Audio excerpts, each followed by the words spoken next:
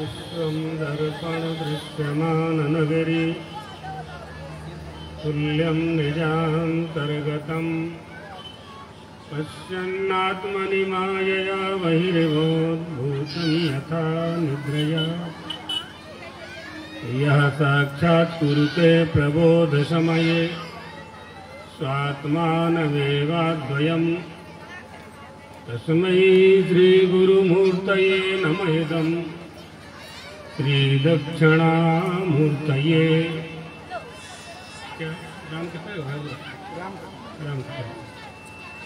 कल्याणानां निधानं कलिमलमथनं पावनं पावनानां पाथेयं येन मुमुक्षुः सपदि परपदप्राप्तये प्रस्थितस्य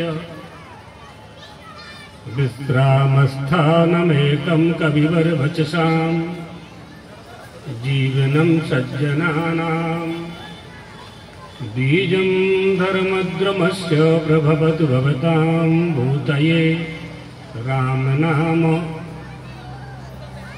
ॐ नमः परमहंसात्वादितचरणकमलचिन्मकरन्दाय भक्तजनमानसनिवासाय श्रीरामचन्द्राय श्रीराम जय राम जय जय राम श्रीराम जय राम जय राम। धर्म की अधर्म का प्राणियों में सद्भावना हो, विश्व का कल्याण हो, गौ माता की जय हो, आनंद कंद भगवान रामचंद्र की जय हो, जगत गुरु शंकराचार्य भगवान की जय हो। हर हर महादेव। व्यासपीठ पर विराजमान प्रपन्नाचार्य जी महाराज, तिवारी जी यज्ञ के आचार्य, देवियों सज्जनों, परमात्मा श्री राम की स्तुति करते हुए हनुमान जी महाराज कहते हैं, कल्याणानां निधानं कलिमल मथनं पावनं पावनानां। परमात्मा श्री राम का जो राम का नाम है वो कल्याण का निधान है, कल्याण की निधि है। निधि माने होता है खजाना, खजाना है।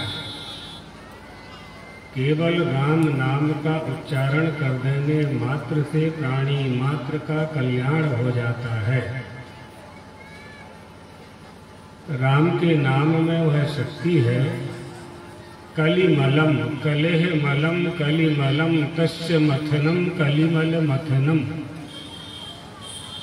कली से प्राप्त होने वाले सारे दोषों को विदीर्ण कर देने वाला, कली के मलों को नष्ट कर देने वाला, कली के पापों को नष्ट कर देने वाला ये कलयुग है। जान में अनजान में मनुष्य से दोष होते हैं, इसलिए उन दोषों को नष्ट करने के लिए लोग बहुत उपाय करते हैं। हनुमान जी महाराज कहते हैं कोई उपाय करने की आवश्यकता नहीं है, केवल श्री राम के नाम का उच्चारण कर लो, तुम्हारे सारे मल, ये तीन होते हैं ना, मल, विक्षेप और आवरण, यही संसार में हमें अनुरक्त करते हैं। ये जगत क्या है? ये जगत अनविचार से रमणीय है, अविचारित रमणीयम, अनविचार से रमणीय, विचार से कुछ है ही नहीं। सर्वत्र रामचंद्र ही है, सच्चित आनंद, आनंद स्वरूप है। तो ये कली के मल, मल विक्षेप और आवरण, मल यानी पाप वासना सरल अर्थ में, और विक्षेप यानी चित्त की चंचलता, और आवरण माने पर्दा। अंत और अंती के बीच में एक पर्दा आ गया है, सो माया बस भयहु गुसाई। ये पर्दा, ये जवनिका, इसको हटाना होता है, दूर होता है, दूर करना होता है। उसके लिए श्री राम का नाम है। कलिमल मथनम पावनम पावनानाम, पवित्रों को भी पवित्र करने वाला ये राम का नाम है। पवित्रों को क्या पवित्र करना है? जो पवित्र हो चुका है उसे क्या पवित्र करना है ना? प्रश्न बनता है ना। तो पहले पवित्र को समझ लेते हैं। वो काम भी यहाँ हो रहा है, सीताराम यज्ञ हो रहा है ना। यज्ञ दान तपः कर्मो न त्याज्यम कार्यमेव तत्, यज्ञोदानम तपश्चैव पावनानि मनीषिणाम्, पावनानि मनीषिणाम्। यज्ञ से आप पवित्र हो गए हैं, उन पवित्रों को भी पवित्र करने वाला पावनम पावनानाम, राम का नाम अर्थात राम की कथा, श्री राम की कथा यही तो हो रही है ना। रामचरितमानस के माध्यम से, वाल्मीकि रामायण के माध्यम से, अध्यात्म रामायण के माध्यम से, जितनी भी रामायण हैं सबका निचोड़ तुलसी बाबा ने रामचरितमानस में स्थापित कर दिया है। पावनम पावनानाम, ये यज्ञ है, यज्ञ हो रहा है। भगवान गीता में कहते हैं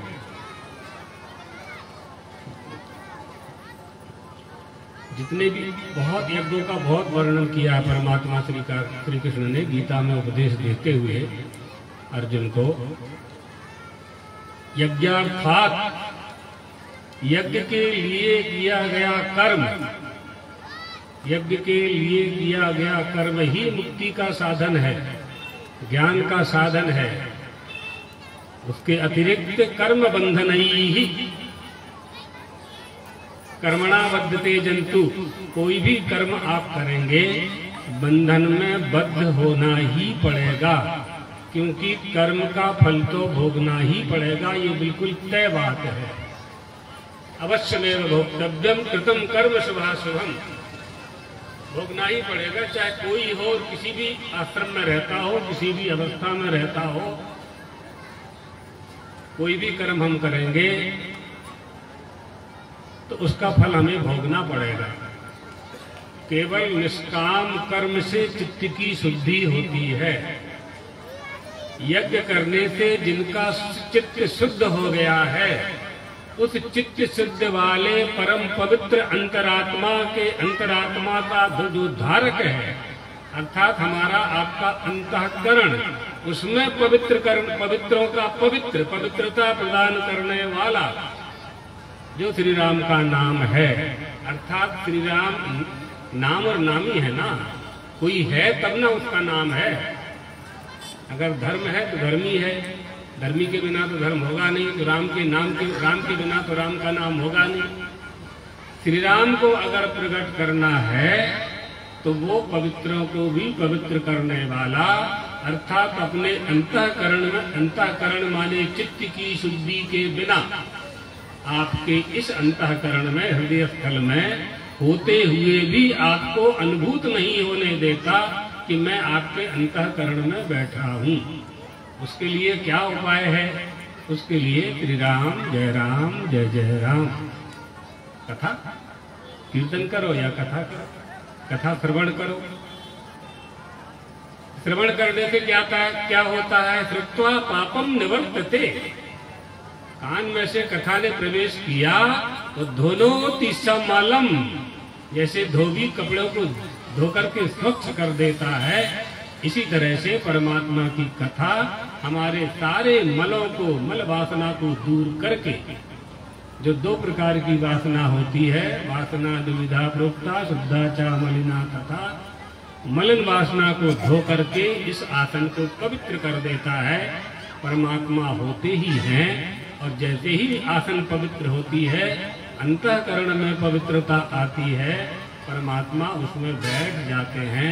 हनुमान जी ने कहा, परमात्मा को देखना चाहते हो तो वक्षस्थल फाड़ दिया, वहाँ सिंहासन लगी हुई थी, सीताराम का दरबार लगा हुआ था, क्योंकि उनका हृदय स्थल बिल्कुल पवित्र था, बिल्कुल पवित्र था।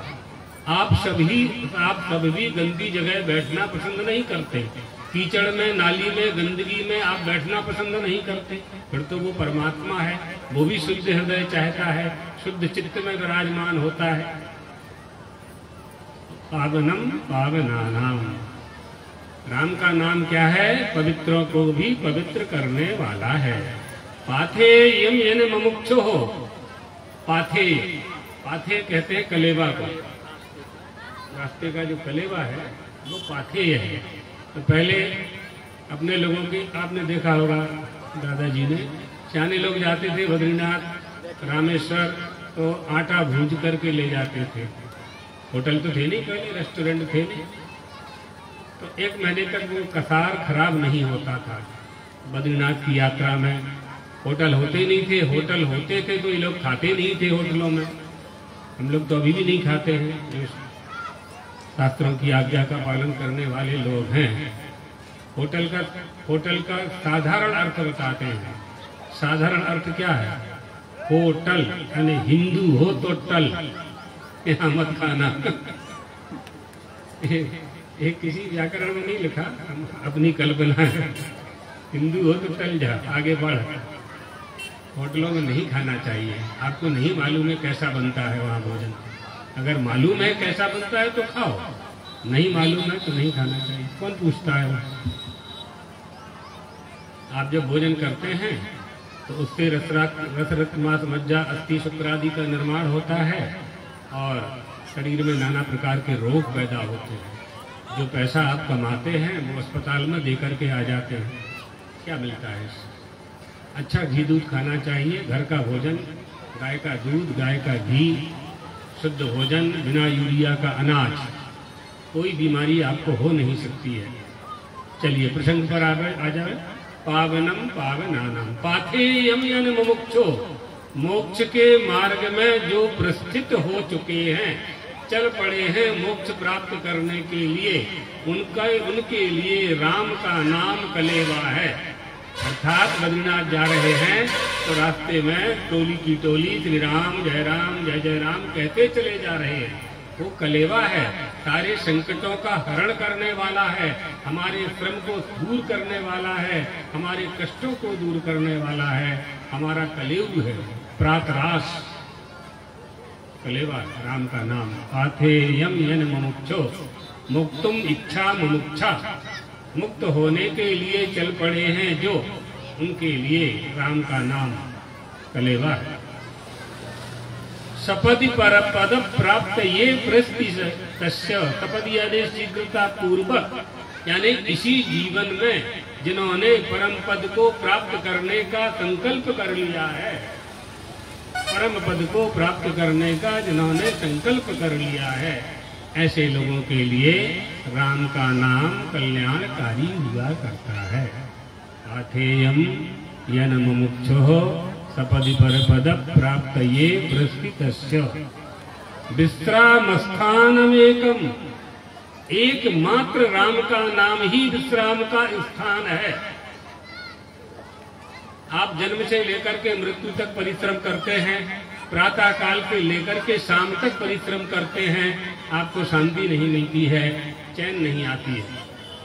लेकिन परिश्रम करने के बाद सोने के पहले जो हनुमान जी के मंदिर जाता है, श्री राम के मंदिर में जाता है, रामधुन वहां होती है, कीर्तन करके, झालर, मान सम्मान छोड़ करके, सारे मान सम्मान छोड़ करके, सारे वाद छोड़ करके, सारे विवाद छोड़ करके, और वो जो बजाने वाले होते हैं झंझना इत्यादि उठा करके साधारण लोगों के साथ बैठ कर के कीर्तन करने लगता है। घंटा, आधा घंटा, 10 मिनट कीर्तन करता है, बिस्तर पे आकर के ऐसी नींद सोता है कि सवेरे ही उठता है। अगर ऐसा ना होता हो तो करके देख लेना, जिनको नींद ना आती हो वो करके देख लेना, ये उपाय जो हम बता रहे हैं।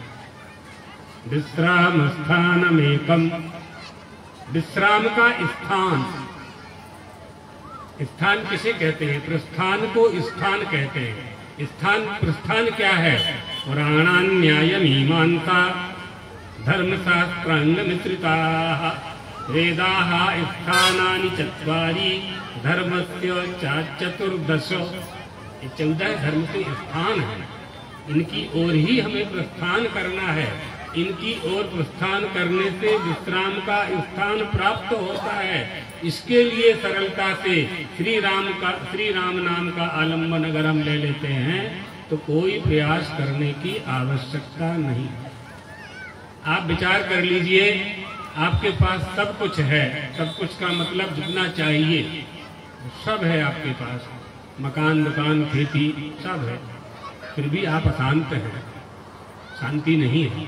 शांति की खोज हमारी निरंतर अनवरत चालू है, अनवरत हम खोज करते रहते हैं। इसका अर्थ क्या हुआ? इसका अर्थ यह है जो पदार्थ हमारे पास हैं उनमें से हमें शांति नहीं मिली तो हम और कहीं खोज रहे हैं।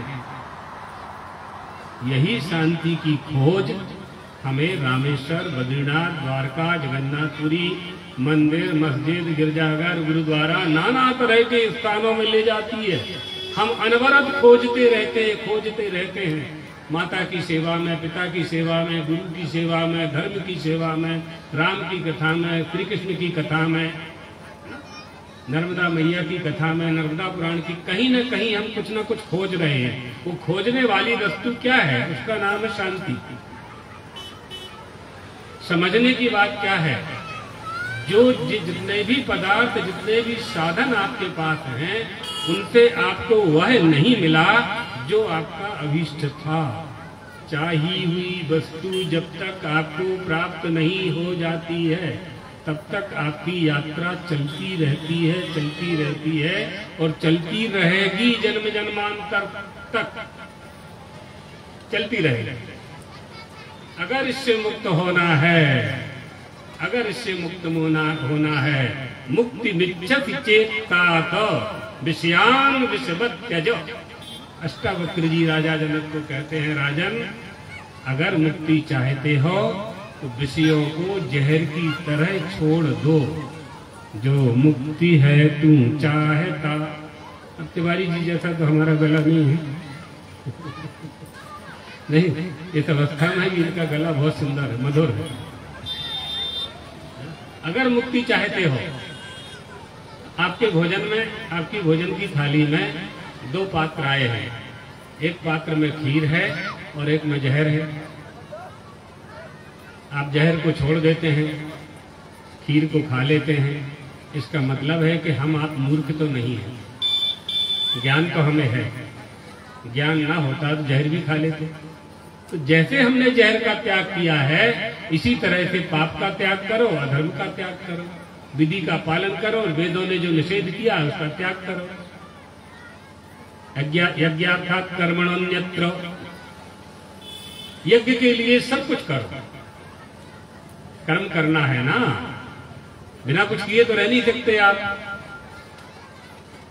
क्षणम तिष्ठत् कर्म कृत, एक क्षण भी आप बिना कुछ किए नहीं रह सकते। कुछ ना कुछ आप करोगे। जब कुछ ना कुछ हमें करना ही है तो अच्छा ही करें ना। फिर अच्छा करेंगे तो अच्छा पाएंगे। पहले अच्छा किया था तो मनुष्य का शरीर मिला, मेंढक मछली नहीं बने, मानव देह प्राप्त हुई है। अच्छा करने के लिए ही प्राप्त हुई है।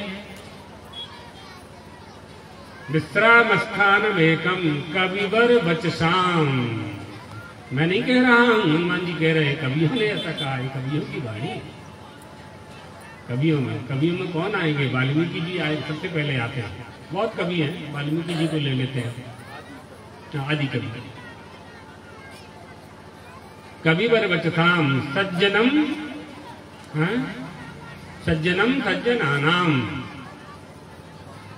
सज्जनम जीवनम सज्जनानाम। सज्जनों का जीवन है। सज्जनों का जीवन क्या है? राम का नाम। सज्जन किसको कह रहे हैं हनुमान जी महाराज? तुलसीदास जी। तुलसीदास जी कह रहे हैं सज्जन यहाँ विभीषण को। राम नाम जय सुमरन कीना, हृदय हर्ष कपि सज्जन। सज्जन वहां, ये सज्जन। जीवनम सज्जनानाम। विभीषण के घर में आग नहीं लगी। हनुमान जी ने जो लंका दहन किया, आपने सुना होगा व्यास जी के द्वारा, विभीषण के घर में आग नहीं लगी, नहीं जला। क्यों? जीवनम सज्जनानाम, उनका जीवन उनके लिए नहीं था।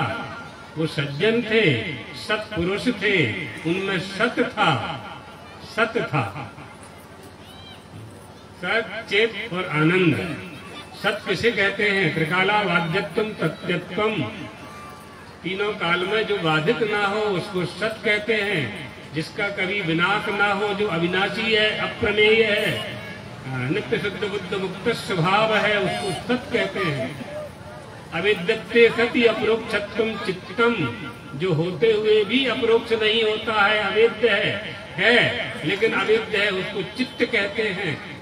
और आनंद, सर्वोपलव रहितम आनंदत्वम, ऐसा आनंद जो कभी जाता नहीं है हमारे पास से। कितने भी संकट हमारे ऊपर आ जावे, जिसका कभी नाश नहीं होता। जीवनम सज्जनानाम, राम का नाम क्या है? सज्जनों का जीवन है। सत्य क्या है? नित्य ही सत्य है, जो कभी परिवर्तित ना हो। यद निश्चित ही यद रूपई ही, जिस परिस्थिति में, जिस स्थिति में वो है, उसी रूप में उस रहता है हमेशा। उसका कभी परिवर्तन नहीं होता, उत्थान पतन नहीं होता, आना जाना नहीं होता, उदय अस्त नहीं होता। सत्य व्रतम सत्य परम सत्यम सत्य योनिम नीतम च सत्य, वो सत्य है। उसी सत्य का नाम सत्य है, सत्य है। ऐसे चित्त की भी व्याख्या है। अभी यहीं आ जाते हैं। विश्राम स्थानमेकम कविवर वचसाम जीवनम सज्जनानाम, सज्जनों का वो जीवन है। जीवन कैसे कहते हैं? जीवन तो सारे 84 लाख जो शरीर है, सबका जीवन ही तो है। हमारे जीवन की विशेषता है, मनुष्य के जीवन की विशेषता है। क्या विशेषता है हमारे जीवन की? जीवस्य तत्व जिज्ञासा नार्थो यस्ते है कर्म भी। तत्व जिज्ञासा हम में होनी चाहिए। अब फिर एक से एक तारतम्य है। तत्व किसे कहते हैं? विद्वान किसको तत्व कहते हैं? ऐसी व्याख्याएं चलती हैं। ये सब विद्वानों के बीच के प्रसंग है। जीवनम सज्जनानाम,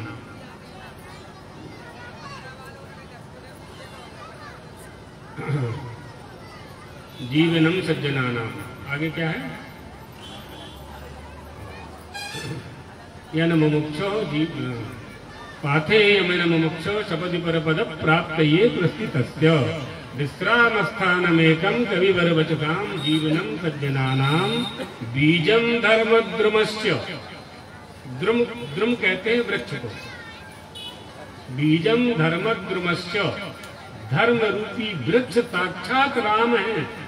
धर्म का साक्षात श्री राम स्वरूप है। रामो विग्रहवान धर्मा। मारीच ने कहा रावण से, श्री राम से बैर मत करो, साक्षात धर्म स्वरूप है। नहीं माना। रावण ने कहा आपका उपदेश सुनने के लिए हम नहीं आए हैं। वो धर्म के वृक्ष हैं कि किसी बट के वृक्ष हैं, ये जानने के लिए हम नहीं आए मामा आपके पास। हमारी आज्ञा का पालन करना आपका धर्म है। आप अपना धर्म का त्याग करके हमें धर्म का उपदेश कर रहे हो। आप हमारी प्रजा हो तो आपको हमारी आज्ञा का पालन करना चाहिए। रावण बोला। मारीच ने कहा जिन मित्रों ने आपको सलाह दी है वो आपके मित्र नहीं है। सुलभा पुरुषः राजन सततम प्रियवादिनः अप्रियस्य पथ्यस्य वक्ता क्रोधः च। उसी का अनुवाद तुलसी बाबा ने भी किया है। सचिव वैद्य गुरु तीन जो आदि। तो गृहस्थ नाम का एक सेनापति था रावण के दरबार में।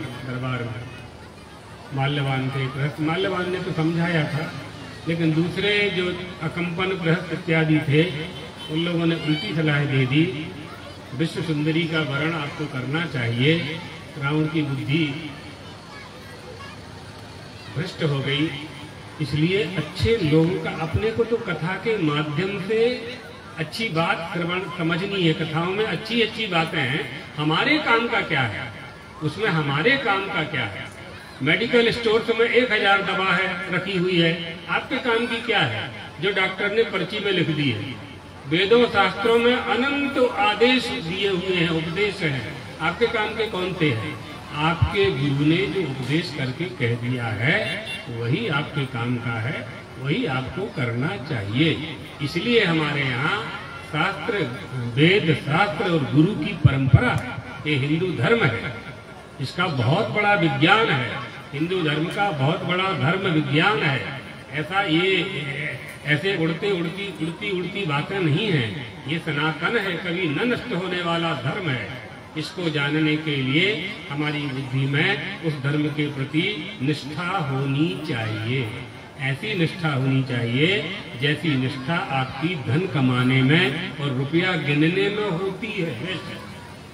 जैसी निष्ठा भोजन करने के लिए होती है, सो काम छोड़ करके आप भोजन करते हैं, ऐसी ही निष्ठा धर्म का पालन करने में, गुरु मंत्र का जाप करने में, सत्कर्म करने में, भगवान की कथा श्रवण करने में जब हो जाएगी, उसी दिन हमारा कल्याण हो जाएगा। वहां मारीच ने कहा, रावण धर्म स्वरूप है साक्षात श्री राम, मत बैर करो इनसे। नहीं माना तो कथा आपको पता ही है क्या हुआ। कोई पानी देने वाला नहीं रहा, 100 लाख भूत, 1.25 लाख नाती, कोई नहीं बचा। बीजम धर्म द्रमश्य, धर्म रूपी जो वृक्ष है ना, उसका श्री राम बीज है। राम का नाम उस धर्म रूपी वृक्ष का बीज है।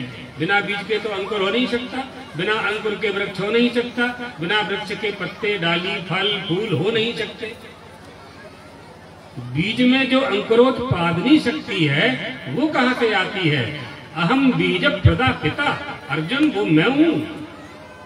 बीज में आप लोग क्या करते हैं, खेत में जाकर के गेहूं चना लगा देते हैं, बोनी कर देते हैं, मिट्टी से ऊपर उनको कौन लाता है? वो जो अंकुरोत्पादनी शक्ति है वो परमात्मा की है। एक ही क्यारी में, एक ही किसान ने 5 प्रकार के वृक्षों को लगाया है। 5 प्रकार के वृक्षों के फलों का स्वाद भिन्न भिन्न है। ये विज्ञान है। ये किसने किया है? मिट्टी तो एक ही थी, पानी भी एक था, किसान भी एक था, खाद भी एक सा ही दिया है उसने, और क्षिति जल पावक गगन समीर सब एक से थे। ये मिट्टी ने भी भेद नहीं किया है, ये भेद बीज से आया है। उस बीज में जो तत्व विद्यमान है वो तत्व मैं हूं। इसलिए बीजम धर्म ध्रुवश्च प्रभवतु भवताम भूतये राम नाम। भूतये माने प्राणी नाम, प्राणियों का, वो श्री राम का नाम कल्याण करे। ये हनुमान जी महाराज प्रार्थना करते हैं, राम का नाम प्राणी मात्र के लिए कल्याणकारी बने, अर्थात कल्याणकारी है। कल्याणानाम निधानम कलिमल मथनम पावनम पावनानाम भूतये राम नाम।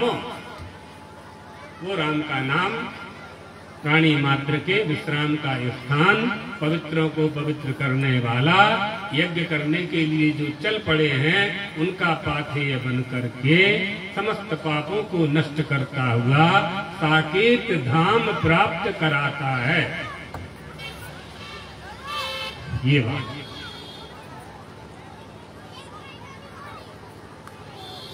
सबसे अच्छी बात सरल शब्द में यह है कि हमारी चाही हुई वस्तु क्या है। चाही हुई वस्तु से ही हम प्यार करते हैं। अब हमें तय करना है कि हमारा चाहा हुआ क्या है, हमारा इष्ट क्या है, किससे हम प्रेम करते हैं। याज्ञवल्क्य नाम के ऋषि थे, उनकी 2 पत्नियां थीं, कात्यायनी और मैत्रेयी।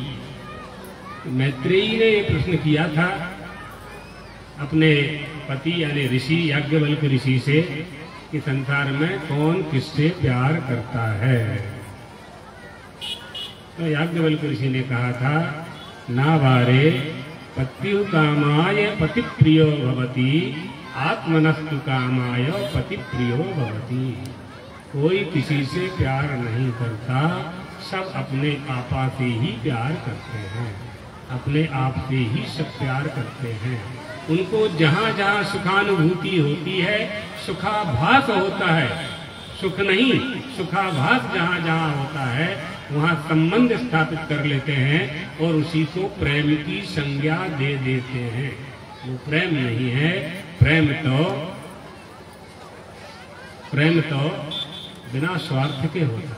गुण रहितम कामना रहितम प्रतिक्षण वर्धमानम अनर्वचनीयम सूक्ष्मतरम मूक स्वादानुगत।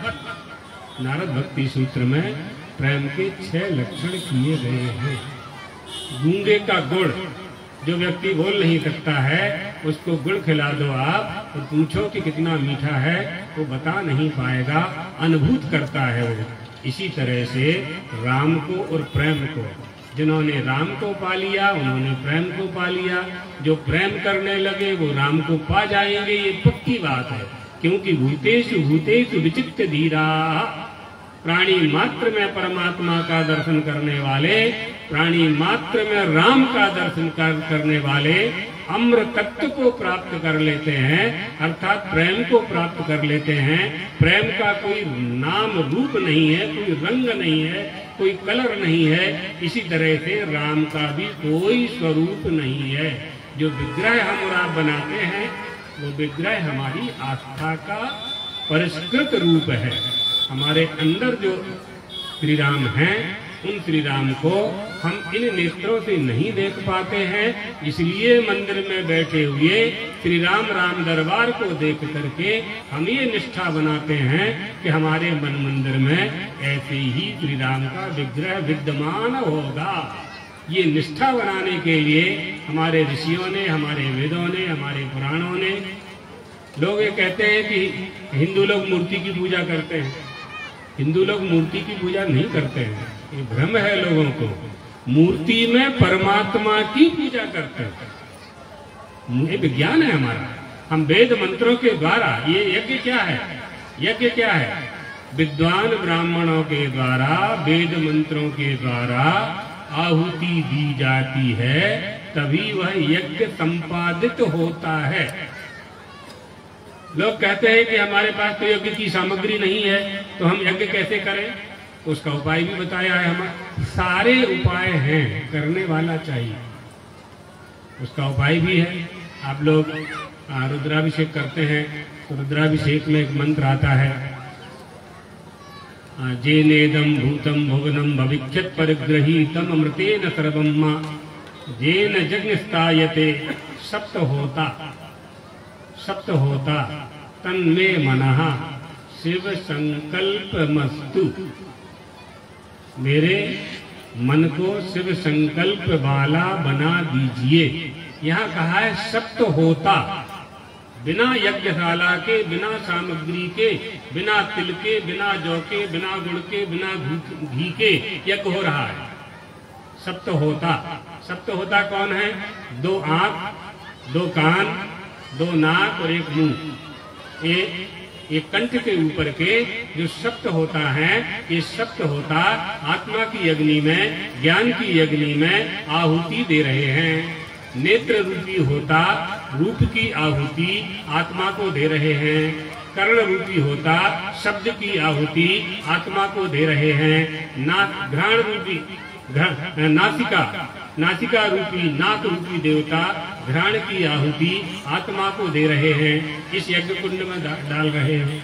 और वाणी, उच्चारण, जीव, रसना, अको विसर्जनीय, कंठ इत्यादि जितने भी अंगांग हैं, अंगों के भी अंगोपांग, ये सब किसी के लिए आहुति दे रहे हैं, ये किसी के लिए कुछ करते हैं। जैसे आपका सेवक अपने लिए नहीं आपकी सेवा करता है, इसी तरह से ये हमारे अष्टादश अंग किसी के लिए जिम्मेदार हैं। उसका नाम आत्मा है, उसी का नाम परमात्मा है। वो आत्मा हमारा राम है। रामम विद्धि परम ब्रह्म, अध्यात्म रामायणकार कहते हैं, रामम विद्धि परम ब्रह्म सच्चिदानंद मद्वयम। बाबा कहते हैं राम ब्रह्म परमार्थ रूपा अविगत अलख अनादि अनूपा, सकल विकार रहत गत भेदा, सकल विकारों से रहित, विजातीय सजातीय सुगत भेद शून्य, वेदत्रय से शून्य, अवस्थात्रय से शून्य, देहत्रय से शून्य, कालत्रय से शून्य, पंचकोशातीत, यह तिष्ठति स राम। वो राम है, वो राम है जो विश्व तेजस प्राज्ञ, सबके अधिष्ठान का अधिष्ठान है। भ्रम होता है ना लोगों को, तो भ्रम भी निर्धिष्ठान नहीं होता, भ्रम का भी एक अधिष्ठान होता है। उस अधिष्ठान को जानना चाहिए। यहाँ कहा कि रा आ मा, रा आ मा, और ओम में आ उ मा, दोनों को एक कर देते हैं हम वेदांत में, दोनों को एक कर देते हैं, लेकिन अब उसके लिए 1-2 घंटे का समय चाहिए। मतलब ये है जितना भी भेद दिखाई पड़ता है ये महाराज जी उपाधिगत है, स्वरूपगत भेद नहीं है ओंकार में और राम में। ये समझाने की प्रक्रिया अलग बात है, लेकिन वास्तविकता यह है कि उपाधि को अगर अलग कर दें, ईश्वर की उपाधि को अलग कर दें, जीव की उपाधि को अलग कर दें, ईश्वर की उपाधि माया, जीव की उपाधि अविद्या, दोनों को अलग कर दें, तो नित्य शुद्ध बुद्ध मुक्त स्वभाव ब्रह्मास्मि यही सिद्ध हो जाएगा, राम यही सिद्ध हो जाएगा इसी मंच में। उसके लिए श्रवण और मनन और निधिध्यासन, इन तीनों की आवश्यकता पड़ेगी। थोड़ा सा समय चाहिए, थोड़ा सा सत्संग चाहिए, और श्रवण करने की निष्ठा चाहिए, और श्रवण कराने वाला अधिकारी चाहिए। वक्ता श्रोता श्रोता दुर्लभा है ना, तो ये बात है। तो बहुत अच्छे अवसर पर आप सब यहाँ एकत्रित हुए हैं, बहुत सुंदर कथा का श्रवण कर रहे हैं व्यास जी के द्वारा, और आशीष जी और उनके पूरे परिवार। मनुष्य को तरण तारण बनना चाहिए, खुद भी तरें दूसरों को भी तारें, यही मानव जीवन की धन्यता है। हम इस देह को प्राप्त करके वह करना है जो किसी अन्य देह से प्राप्त नहीं हो सकता। उस तत्व को हमें प्राप्त करना है जो जिसे प्राप्त करने के लिए मानव देह प्राप्त हुई है, वो प्राप्त करना। बाकी सब तो प्राप्त है, सब कुछ प्राप्त है आपको, जो चाहिए आपको उतना आपके पास है। अब वो प्राप्त करना है जिसे प्राप्त करने के लिए भगवान ने मनुष्य बनाया है, पशु पक्षी नहीं बनाया है हमें। तो मानव होने का धर्म, मानव होने की प्रतिज्ञा, मानव होने का जो संकल्प, जो हमने गर्भ में कौल करार किया परमात्मा के साथ, वहां जो हमने कौल करार किया कि आप हमें गर्भ से बाहर निकालें तो हम आपका भजन करेंगे, उस प्रतिज्ञा को स्मरण करके, उस प्रतिज्ञा को स्मरण करके हम अपने जीवन को धन्य बना सकते हैं। इसलिए हमेशा यह स्मरण करते रहना चाहिए। आज हमसे जो अच्छे काम हुए हैं उनके लिए परमात्मा के प्रति कृतज्ञता ज्ञापित करना चाहिए। जो अच्छे काम नहीं हुए हैं भगवान से क्षमा मांग करके विश्राम करना चाहिए, सो जाना चाहिए, और प्रार्थना करके सोना चाहिए कि प्रभु आज जो जो गलतियां हमसे हुई हैं हमारा शरीर वैसी गलती कल ना करे। ये प्रार्थना करके हाथ पैर धो करके बिस्तर पे आप हो जाएंगे, सवेरे उठेंगे तो आपकी मन वाणी शुद्ध चित्त जज्जाग्रतो दूर मुदई दैवन। जागृत होते ही हम विषयानुरक्त हो जाते हैं। इसलिए रुद्र सूक्त में आदेश दिया, तन में मनाहा, तन में मनाहा। जब हम सो रहे थे तो स्वप्न में थे, स्वप्न में गाड़ी नींद में चले गए तो सुषुप्ति में चले गए, हमें कुछ याद नहीं है। लेकिन जज्जाग्रतो यस्मिन, जब जब हम जागृत हुए, हम जागे, जागृत अवस्था में हमारा मन विषयों की ओर जाने लगा, हमारी आंखें रूप के दर्शन में लग गई, हमारी कर्णेंद्रिय शब्दों में अनुरक्त हो गई, हमारी नासिका किसी के पैर मंदिर की ओर जाने लगे, किसी के बहुत दूर दूर तक जागृत अवस्था में हम जाते हैं। ये कौन ले जाता है हमको प्रभु? कहा मन ले जाता है। क्या करूं तो तन में मनाहा, मेरे मन को शिव संकल्प वाला बना दीजिए। अगर मन बस में हो गया, मन बस में हो गया सारी इंद्रियां अपने आप वश में हो जाए। हाथ कुछ करता नहीं है, पैर चलते नहीं है, आंख देखती नहीं है, कान सुनते नहीं है, इन सबसे कराने वाला, काम कराने वाला कोई है तो उसका नाम है मन। इसलिए प्रार्थना की गई, तन में मना, मेरे मन को शिव शंकर, शिव माने कल्याण, कल्याणकारी बना दीजिए। मेरी आंख अच्छा अच्छा देखे, मेरी कर्णेंद्री अच्छे अच्छे शब्द सुने, मेरे पैर मुझे अच्छे स्थान पर ले जाएं, मेरे हाथ हमेशा देते ही रहें, देते ही रहें, देते ही रहें। ये प्रार्थना की है। ये हिंदू धर्म है, ये सनातन धर्म है। ये हाथ किसी को मारने काटने के लिए नहीं बनाए गए हैं, सत्कर्म करने के लिए बनाए गए हैं। अग्निहोत्रम तपः सत्यम वेदानां चानुपालनम् आतिथ्यम वैश्य देवंच इष्ट नित्य विधीयते। इष्ट कर्म, दत्त कर्म, पूर्त कर्म करने के लिए इन हाथों का निर्माण हुआ, इन इंद्रियों का निर्माण हुआ है। मन इनका स्वामी है। मन को वश में कर लेने से सारी इंद्रियां अपने आप वश में हो जाती हैं। मकान मालिक को वश में कर लीजिए, नौकरों को वश में करने की आवश्यकता नहीं है आपको। आपके क्षेत्र में तो बड़े बड़े माल गुजार हैं ना, बड़ी बड़ी बाखरें बनी है कई लोगों के घर में। बाखर का जो स्वामी है उसको बस में कर लो आप, नौकर रोकेगी नहीं अंदर जाने से, दड़ दड़ दड़ दड़ की चले, भैया जी का दोस्त है और रोकेगा। लेकिन अगर मन को वश में नहीं किया तो इंद्रियां ही रोक देंगी। अगर ठाकुर साहब को वश में नहीं किया तो नौकर ही दरवाजे पर रोक देंगे, नहीं अभी तो ठाकुर साहब विश्राम कर रहे हैं, अभी चौपड़ खेल रहे हैं, मिलने में विलंब लगेगा। इसी तरह की ये मन है, अगर मन को वश में कर लिया, सारी इंद्रियां, 5 ज्ञानेंद्रियां, 5 कर्मेंद्रियां, मन बुद्धि चित्त अहंकार सब वश में हो जाएगा। अलग अलग वश में करने की आवश्यकता नहीं है। श्री राम जय राम, जय जय राम। श्री राम जय राम, जय जय राम। धर्म की जय हो, धर्म का नाश हो, प्राणियों में सद्भावना हो, विश्व का कल्याण हो, गौ माता की जय हो, आनंद कंद भगवान रामचंद्र की जय हो, जगत गुरु शंकराचार्य भगवान की जय हो। हर हर महादेव। क्या